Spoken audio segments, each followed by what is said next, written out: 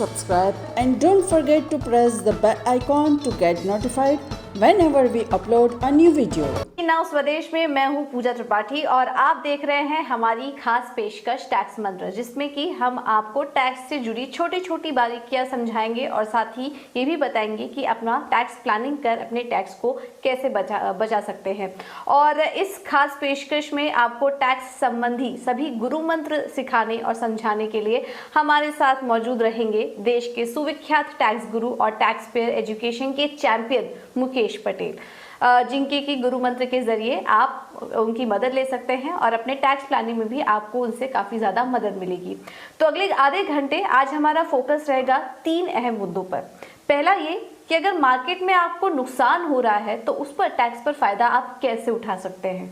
दूसरा, STCG और LTCG यानी कि शॉर्ट टर्म कैपिटल गेन और लॉन्ग टर्म कैपिटल गेन की बारीकियां भी एक एक करके समझेंगे। और इसके साथ ही साथ प्री बोनस शेयर की बिक्री पर अगर आपको नुकसान हो रहा है तो उसकी गिनती कैसे करें और कैसे उससे कैपिटल गेन्स में हम फायदा ले सकते हैं। तो ये 3 अहम मुद्दे होंगे जिन पर कि हमारा आज के लिए फोकस रहेगा और आप भी बने रहिए हमारे साथ, क्योंकि अगले आधे घंटे हम छोटी छोटी बारीकियां समझेंगे और आपको टैक्स प्लानिंग में मदद करेंगे। मुकेश जी, बहुत बहुत शुक्रिया आज अपना समय देने के लिए।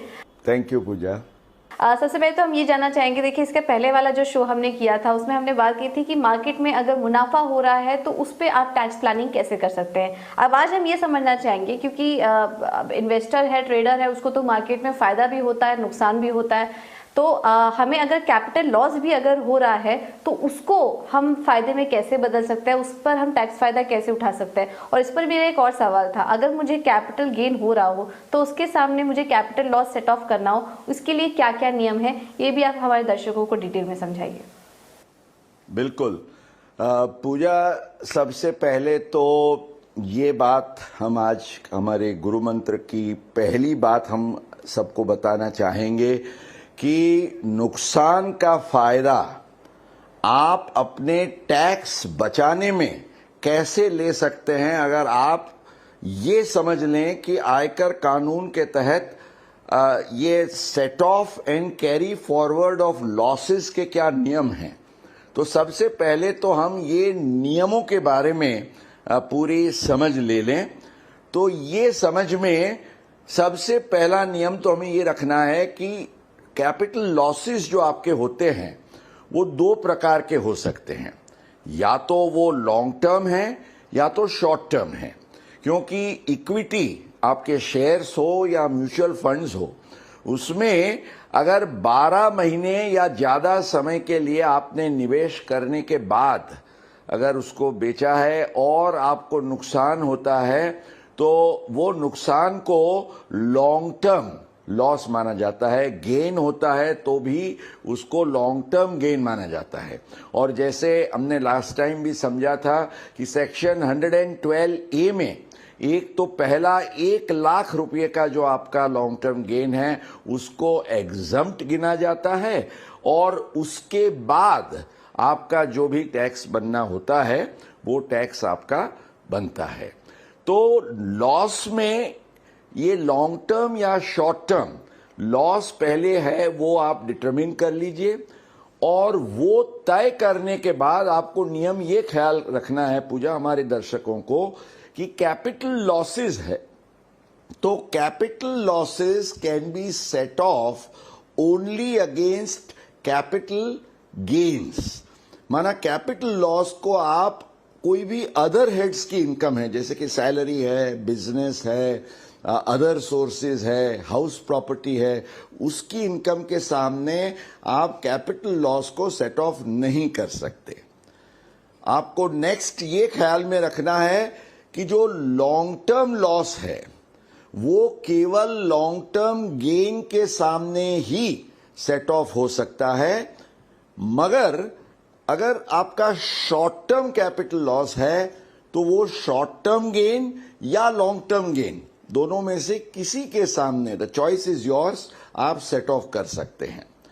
अब मान लीजिए कि आपका जो नुकसान है और उसके सामने जो गेन है सेट ऑफ करने के लिए वो गेन एडिक्वेट नहीं है। मान लीजिए 2 लाख का नुकसान है और आपका गेन 1 लाख का है, तो 2 लाख का नुकसान 1 लाख के गेन के सामने सेट ऑफ करने के बाद जो 1 लाख का नुकसान आपका बाकी रहा, तो वो नुकसान को आप कैरी फॉरवर्ड कर सकते हैं अगले सालों के कोई भी गेन के सामने सेट ऑफ करने के लिए। तो इसको कैरी फॉरवर्ड का हम रूल कहते हैं। तो अनएब्सॉर्ब्ड लॉस है उसको हम अगले साल ले जा सकते हैं। मान लीजिए उस साल में भी एडिक्वेट गेन नहीं है तो उसके बाद भी आप उसको कैरी फॉरवर्ड कर सकते हैं। इनफैक्ट ये कैरी फॉरवर्ड का जो नियम है वो नुकसान होने के बाद ज्यादा से ज्यादा 8 साल तक, फॉर 8 इयर्स, लॉन्ग टर्म हो या शॉर्ट टर्म हो, उसको आप कैरी फॉरवर्ड कर सकते हैं। लेकिन पूजा, हमारे दर्शकों को ये खास बताएं कि ये कैरी फॉरवर्ड का जो आपको राइट या एंटाइटलमेंट है तभी मिल सकता है जबकि आपने अपना आयकर रिटर्न जो है, इनकम टैक्स रिटर्न, उसकी ड्यू डेट या तो कभी एक्सटेंशन दिया जाता है तो एक्सटेंडेड डेट के अंदर भरा है। माना आपका रिटर्न आपके नेग्लिजेंस के कारण, आपकी बेदरकारी के कारण अगर आपने लेट भरा तो आपका carry forward of capital loss का जो राइट है आप वो गवा बैठेंगे। बिल्कुल। तो देखिए कितनी इंपॉर्टेंट बात कही है कि अगर आपको नुकसान हो रहा हो, भले ही वो शॉर्ट टर्म कैपिटल लॉस हो या लॉन्ग टर्म कैपिटल लॉस हो, उसका भी फायदा आप अपने टैक्स को बचाने के लिए कर सकते हैं। और जैसा कि हमने अभी समझा कि long term capital gains, long term capital loss long term capital gain के सामने ही सेट ऑफ हो सकता है और शॉर्ट टर्म कैपिटल लॉस दोनों के सामने, LTCG हो या STCG हो, यानी कि शॉर्ट टर्म कैपिटल गेन हो, दोनों के सामने एडजस्ट हो सकता है। लेकिन समय का यहाँ पर ध्यान देने की बहुत जरूरत है। मुकेश जी, इसी पर मेरा अगला सवाल है। देखिए, इक्विटी मार्केट में अगर मुझे मान लीजिए मैं होल्ड कर रही हूँ और मुझे वहां पर शॉर्ट टर्म कैपिटल लॉस या लॉन्ग टर्म कैपिटल लॉस दोनों हो रहा है, इक्विटी मार्केट की बात ही हो रही है।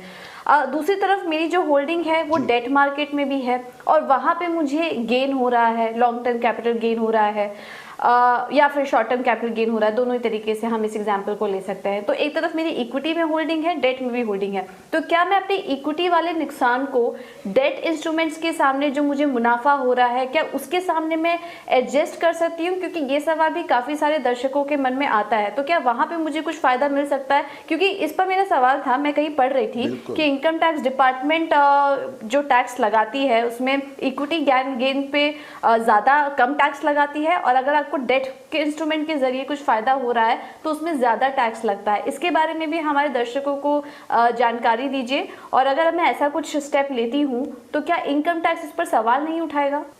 बिल्कुल।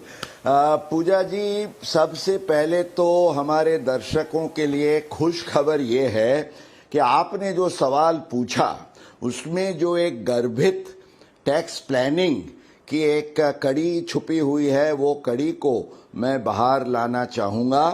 क्योंकि आम तौर से आप ये मान सकते हैं कि भाई मेरे को ये जो इक्विटी का जो मेरा गेन होता है तो उसमें शॉर्ट टर्म पर 15% और लॉन्ग टर्म पर 10% का टैक्स देना होता है। डेट का जो गेन है, आपने जैसे बताया, उसमें 20% का लॉन्ग टर्म और 30% का शॉर्ट टर्म तक जा सकता है आपका जो गेन है उसका टैक्स।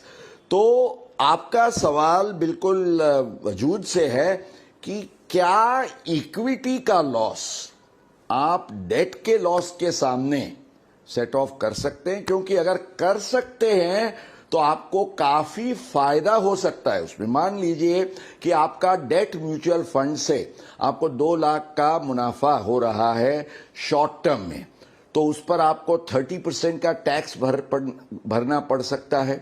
अब आपका उस समय में इक्विटी का मान लीजिए आप लॉस बुक कर सके, ऐसा आप प्लानिंग कर सकते हैं, तो 15% वाले फैमिली के जो ये आपका मान लीजिए ये 2 लाख के लॉस के सामने आपने ये 2 लाख का इक्विटी का लॉस करके ये 2 लाख के गेन के सामने सेट ऑफ कर दिया तो आपका जीरो डेट हो जाएगा। सवाल यह है कि क्या आयकर विभाग इसको मान्य रखेगा या नहीं। तो मैं दर्शकों को ये बताना चाहता हूं कि इनकम टैक्स डिपार्टमेंट का जो central board of direct taxes है, CBDT, उसका एक बहुत महत्वपूर्ण परिपत्र कई सालों से जारी है, जिसमें ये कहा गया कि इनकम टैक्स एक्ट में कोई स्पेसिफिक मोड नहीं है सेट ऑफ के लिए। ऑफ कोर्स शॉर्ट टर्म और लॉन्ग टर्म का जो नियम बताया वो अलग है, बट अदरवाइज इक्विटी और डेट या कोई ये या वो आपका प्रेफरेंस या चॉइस, कौन से लॉस को कौन से गेन के सामने आप सेट ऑफ करना चाहते हैं, बोर्ड के सर्कुलर ने ये कहा है कि the choice is of the tax payer, माना कि करदाता की पसंदगी का विषय है। और ये अगर पसंदगी करता है कि मेरा इक्विटी का लॉस मैं डेट के गेन के सामने सेट ऑफ करूं, तो पूजा जी कोई भी इसमें अंतराय नहीं है, इससे काफी कुछ फायदा हो सकता है। ये हमारा आज का गुरु मंत्र रहेगा। बिल्कुल, देखिए कितनी इंटरेस्टिंग बात है, और इसी को हम out of the box thinking भी कहते हैं। किसी ने सोचा नहीं होगा कि मान लीजिए अगर आपको डेट इंस्ट्रूमेंट में भी फायदा हो रहा है और वहां पर टैक्स भी काफी ज्यादा लगता है, देखिए 20 से 30%, जैसा कि अभी हमें जानकारी मिली, मुकेश जी ने बताया कि वहां पर टैक्स भी ज्यादा लगता है, तो उधर भी आपके फायदे में जो आपको टैक्स ज्यादा देना पड़ रहा है वहां पर भी आप कमी कर सकते हैं, यानी कि कम टैक्स देना पड़ेगा अगर इस तरह का एडजस्टमेंट आप करते हैं। तो बहुत ही इंटरेस्टिंग बात, ये जानकारी हमें मिली इस शो के जरिए। अब इसी पर मेरा तीसरा सवाल है, एक्चुअली थोड़ा हटके है, बोनस से रिलेटेड सवाल है, क्योंकि पहले हमने जब बोनस मिलता है तो उस पर टैक्स एडजस्टमेंट की नियमों को समझने की कोशिश की थी। अब मेरा सवाल यह है कि अगर उस पर लॉस होता है, तो समझ लीजिए अगर मेरे पास मैंने 100 रुपए के शेयर्स खरीदे हैं और ये प्री बोनस प्राइस है, अब कंपनी बोनस डिक्लेयर कर देती है 1:1 का। बोनस के बाद हम जानते हैं कि जो मार्केट प्राइस होती है वो आधी हो जाती है, तो मतलब जो 100 रुपए का शेयर है अब वो 50 रुपए का हो गया है। अब इस मामले में यदि कोई निवेशक अपने प्री बोनस के ओरिजिनल लॉट को में से कुछ शेयर अगर वो बेच देता है, तो जाहिर सी बात है उसको नुकसान होगा, क्योंकि 100 रुपए का शेयर था वो 50 रुपए में कुछ शेयर निकाल रहा है। तो अब यहाँ पर मेरा सवाल है कि क्या ये जो लॉस है उसको मैं शॉर्ट टर्म कैपिटल लॉस की तरह डील कर सकती हूँ, इसका एडजस्टमेंट कर सकती हूँ, और अगर मैं ऐसा कुछ करती हूँ तो इनकम टैक्स डिपार्टमेंट में या उस एक्ट में ऐसा कोई नियम तो नहीं है जिससे कुछ डिस्प्यूट या किसी तरह का कुछ विवाद क्रिएट हो सकता है? बिल्कुल पूजा जी, आपके सवाल काफी लोडेड होते हैं, माना टैक्स प्लानिंग के जूस से भरपूर। तो मुझे तो केवल उसमें से रस निकालना है, उसको आपको बताते हुए कि कानूनी तौर से आयकर कानून का कोई भी भंग किए बिना आप कैसे ये फायदा ले सकते हैं। तो आपको याद होगा हमने हमारे फर्स्ट एपिसोड में ये बोनस शेयर्स की केस में कैसे उसकी कॉस्ट ऑफ एक्विजिशन की गिनती की जाती है उसके बारे में बात की थी। और आपको ध्यान होगा कि बोनस शेयर जो मिलते हैं, एक जमाना था कि बोनस शेयर्स की कॉस्ट एवरेजिंग के बेस पर होती थी, पर कई सालों से आयकर कानून में संशोधन हुआ और नियम अभी ये है कि जो भी बोनस शेयर है, एक्सेप्ट फॉर 31 जनवरी 2018 के पहले वाले, वो बोनस शेयर्स जो है उसकी वैल्यू 0 होती है। तो जैसे आपने बताया कि मैं 100 रुपये का मेरा शेयर मैंने प्री बोनस में लिया, तो मेरी कॉस्ट 100 रुपया है। पोस्ट बोनस में नेचुरली 1:1 के बाद उसकी कॉस्ट हो गई 50 रुपया, तो मुझे पर शेयर 50 रुपये का नुकसान होगा, मैंने जो ओरिजिनल लॉट में से बेचा है। तो बोनस वाले जो शेयर्स में बेचता हूं तो उसमें 0 के हिसाब से मेरे को पूरा लगेगा, पर मेरे को फायदा लेना है ये लॉस का, तो 100 रुपये वाली चीज कुछ ही दिनों में कानूनी तौर से 50 रुपये की हो जाने के कारण ये 50 रुपये का, actually it is not my real loss, it is a notional loss, पर आयकर कानून के तहत ये 50 रुपये का लॉस मुझे जरूर शॉर्ट टर्म कैपिटल लॉस के सेट ऑफ के तौर से, और मेरा और कोई शॉर्ट टर्म गेन है उसको बचाने के लिए मैं उसका उपयोग कर सकता हूं। बाजार की लैंग्वेज में, मार्केट लैंग्वेज जार्गन में इसको बोनस स्ट्रिपिंग कहते हैं। हमारे यहां आयकर कानून में, इनकम टैक्स एक्ट में डिविडेंड स्ट्रिपिंग के लिए म्यूचुअल फंड्स के केस में there is a specific provision कि वो आप नहीं कर सकते, पर बोनस स्ट्रिपिंग के लिए अभी कोई निषेध नहीं है। और जब तक कोई आता निषेध नहीं है, कानूनी तौर से आप ये फायदा ले सकते हैं। चलिए ठीक है, बड़ी इंटरेस्टिंग बात है ये भी। और देखिए इसकी भी जानकारी किसी को नहीं होती है अमूमन, कि आप यहाँ पर भी फायदा उठा सकते हैं। अगर बोनस शेयर की बिक्री पर भी अगर आपको कुछ शॉर्ट टर्म कैपिटल लॉस हो रहा हो, जो कि एक नोशनल लॉस होता है, उसका भी फायदा आप उठा सकते हैं। टैक्स एडजस्टमेंट करते वक्त आपको इसका फायदा मिल सकता है।